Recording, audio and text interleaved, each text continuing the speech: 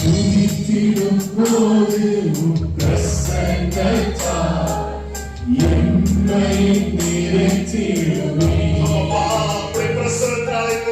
தேவனை போன்ற துன்பம் எல்லாம்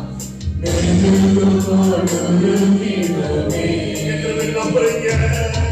துதித்திடும் போது பிரசன்னத்தால் என்னை நிறைத்திடுவே. மலைகளை போன்ற துன்பம் எல்லாம் நெருங்கிடுமே.